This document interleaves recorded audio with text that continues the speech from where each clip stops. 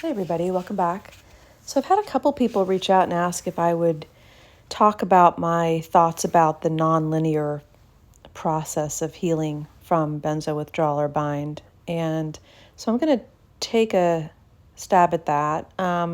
With that being said, I want to reiterate that I'm not an MD, not a neurochemist or a neuroscientist or a neurobiologist.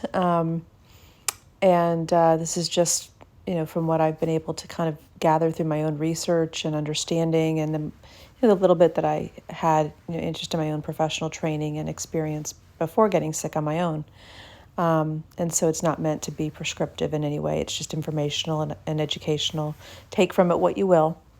But I think one of the most frustrating things about benzo withdrawal and bind is the fact that the healing process is so nonlinear. And I just spoke about this the other day, but I'm a perfect walking example of that this week, where last Friday I woke up and felt really scared and terror, and that feeling of the tarp and the shovel in my trunk, the impending doom feeling. Was like, God, I don't know if I can go home. I don't know if I can go to Houston for the weekend. And I did. And by the time I got there, I was still kind of like, I'm not sure about this. And then something lifted. And kind of like I was talking about in my last video about the filter, it was as if the scary, ominous, eerie, creepy filter pulled away and a more pleasant filter kind of took over. I still wasn't, 100% myself, but I had glimpses of myself for sure, and I certainly felt better. And then I kind of was able to be pretty high functioning for about 72 hours. And then this week I've been paying the price for it, or I'm not. And I think that's the other piece to it too. It would be easy for me to say, okay, I'm paying the price for having had such a functional weekend and pushing myself and staying up late and eating some foods that were unique to me and how I typically eat and talking more. But I don't know that. I don't know that I wouldn't have felt crappy this week anyway. If I hadn't gone to Houston, maybe I would still feel bad today. I think, again, as humans, we want to find patterns. We're kind of always looking, behind us to figure out, what's the pattern that got us here so that we can predict the future.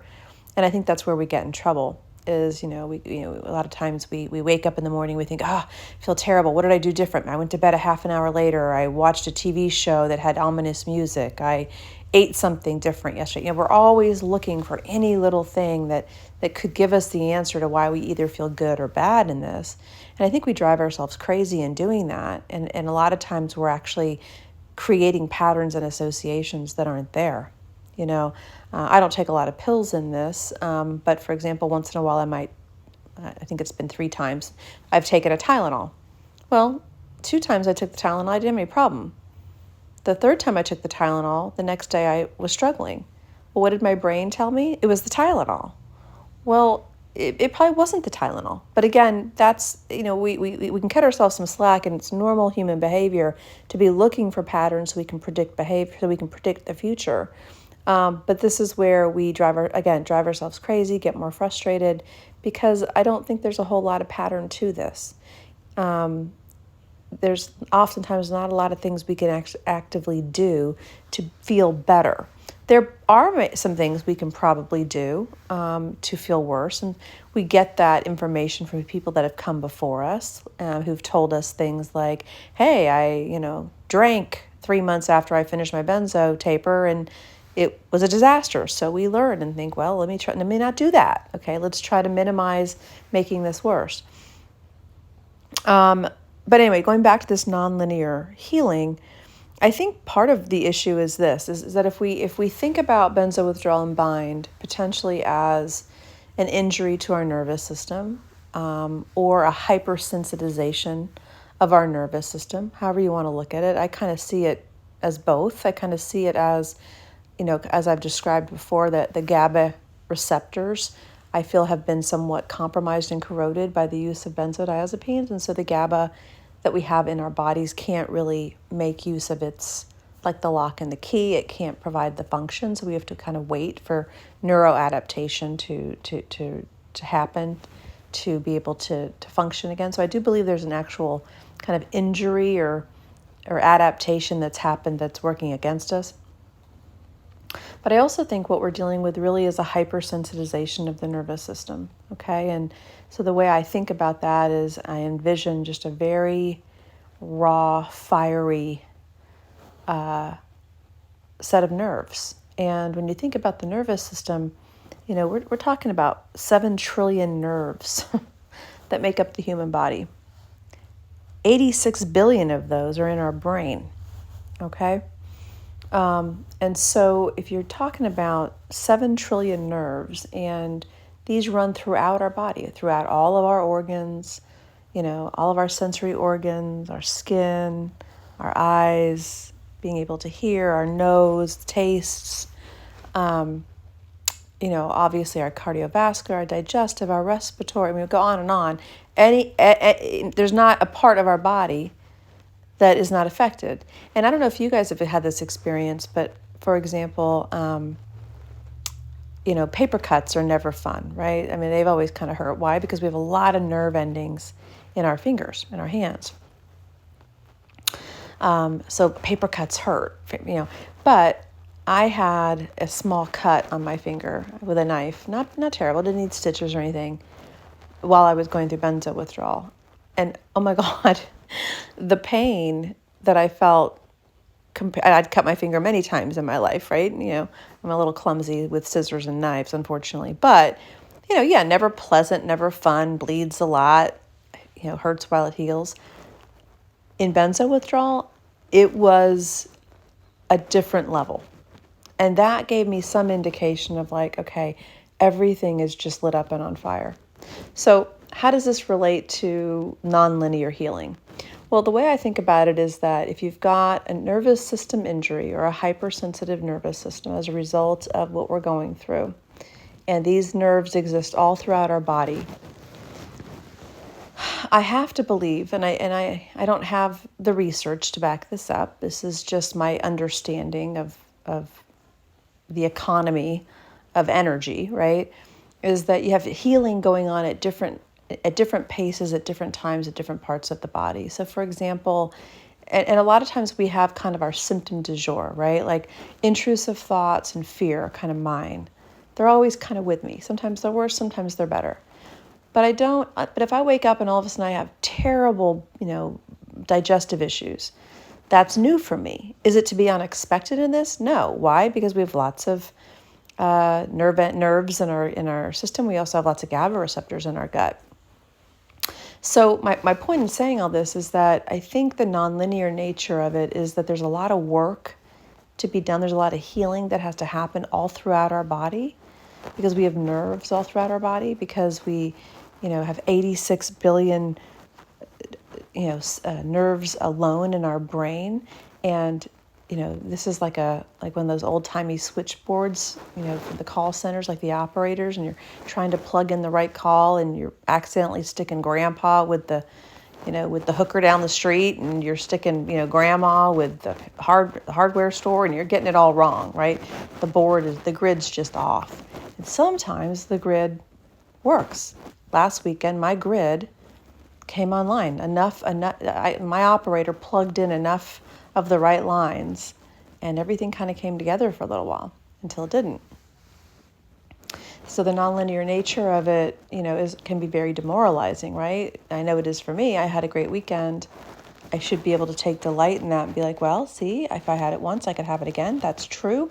But when you feel like crap, the whole lies. I did a video on that. And so the nonlinear nature, again, is, I think, a couple things. One is that there's a lot of parts of the body that are probably affected and may need healing as we go through our tapers and we go through our post-cessation of the drug. And it may be that for some period of time, we're having terrible stomach aches. And then maybe those abate a little bit and we're getting headaches. And then maybe that abates a little bit and we start getting more mental symptoms. And then maybe the mental symptoms abate and we're getting more physical symptoms. And I think the way I look at it is I kind of think about it like little men in like, little more men in like little construction suits, and they're working on me. And they're working really hard on my brain to try to get it to work.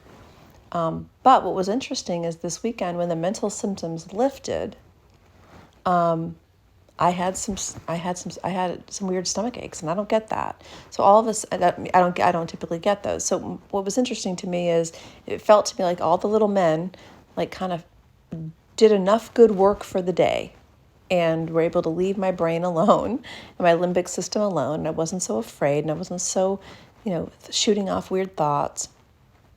And then they shifted down to my stomach, and they started doing some work there. And it was more bearable for me to have a stomach ache than it was for me to have all the mental stuff. But then it shifted again, and I started getting earaches on Monday. Well, I don't get earaches. So I was thinking, gosh, is this long COVID? Is this something? No, they were gone within 24 hours, but for 24 hours I had really bad earaches. And then the next day I got a headache, and I don't typically get a headache. So my point is that it's nonlinear, I think, in the sense that number one, it moves around. It's like whack-a-mole a little bit. And I think it kind of works on one place, then moves to another, and can bounce around on us a little bit. But then I also think the nonlinear approach, and I may be too optimistic in this, but in psychology, in the world of psychology, there's a concept called regression for the sake of progression. And it's in essence like if you think about a little kid growing up, sometimes right before they're about to go off to school, you'll see this huge regression in their behavior. You'll see them starting to cling much more, or maybe they start to wet the bed again, or something will happen, and you think, oh, no. And it's almost like a slingshot. It's like they're kind of regressing, they're being pulled back so that they can fling forward. And I think this happens in our healing as well, is that a lot of times, like how I feel today, I could look at it like a setback. I could look at it like, oh, this is just how I'm going to be forever. I could look at this like, I guess the weekend really didn't mean much of anything because now I feel like crap again. Or maybe, potentially, I'm experiencing regression for the sake of progression, right? I think I was experiencing that on Friday morning. I woke up Friday morning and I knew I had a busy weekend ahead of me. I felt terrible on Friday morning. I was scared. I was contemplating canceling my trip in. I was rushing to a podcast to listen to calm myself down. I was scared. I was really, really not feeling well. And then I had one of the best weekends I've had in my entire experience of withdrawal. And so I look at Friday morning potentially as that slingshot, that regression for the sake of progression. And so I think there's very pessimistic ways we can look at the nonlinear healing, and then there's some more optimistic ways that we can look at it. And quite frankly, I'd rather look at it more optimistically. I do believe our bodies know how to heal. I do believe that we do heal. And I do believe that the nonlinear piece, excuse my language, but it's a mind fuck. It is. It's and no matter how much we know it's nonlinear, it doesn't matter. It's the oddest thing to me because intellectually I know what's going on, but it doesn't help me feel better in the moment. So I can know this is a nonlinear process. I could have told you on Sunday, I'm probably not going to stay feeling as good as I have for the last couple of days. But when it hit 24 hours later, it was as if I dropped into this hole and I was never going to get better, and nothing was ever good, and nothing had ever been good, and nothing will ever be good. And maybe I wasn't feeling as good over the weekend as I thought I had been. And you could just start questioning everything. Okay. And that kind of pessimism, which makes sense, right? Because we're exhausted. It's demoralizing. It's frustrating. We're used to, in our lives, for the most part, healing in a relatively positive trajectory. If we've ever had a cold, or we've broken a bone, or whatever is going on, there's usually a little bit more of a linear trajectory. I think sometimes, like with burns, that may be a little bit more like us in the sense that the healing of a burn is so incredibly painful. But even with that, it's still more linear. You very rarely will have incredible pain, and then you get this window and you're fine, and then it comes back. So we have this very unique process that we're already we've already lost our confidence. We're already scared. We're already worn down. We're already feeling, disbelieved, and we can't believe it ourselves. And then on top of that, we've got this crazy process. But I do want to say that we have a choice in how we choose to look at it.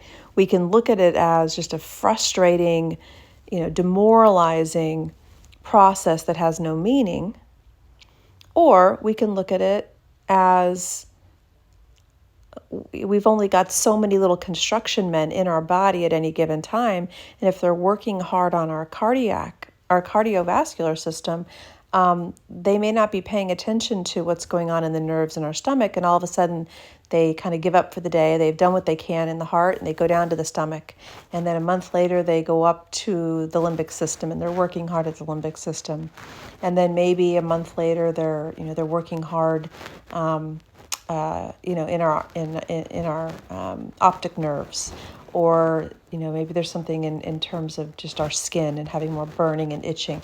So that's one way to look at it. Is we have a limited number of little available construction workers to do a very, very big job, and along with that same logic, we can apply the regression for the sake of progression. When we're having a bad day, week, or month, we could think of it as a setback. We could think of it as, oh God, we're never going to get better. Or we could think about it as, is this in some way getting ready to propel me forward?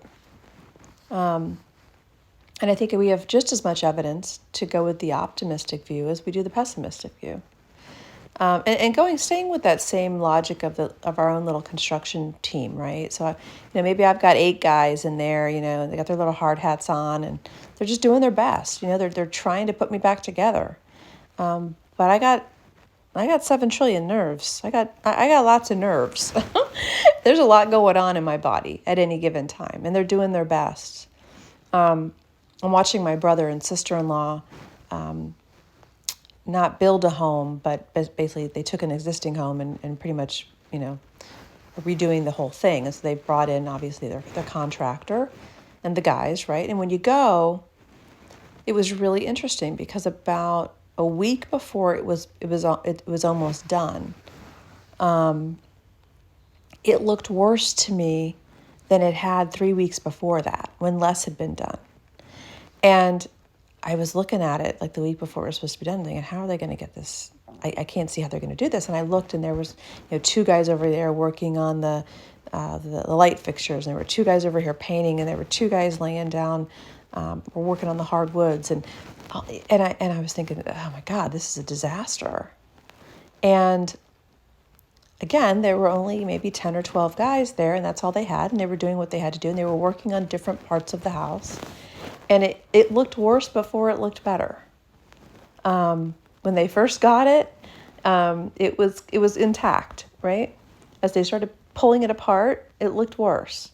And then right before it all came together, it looked worse than it had ever looked to me.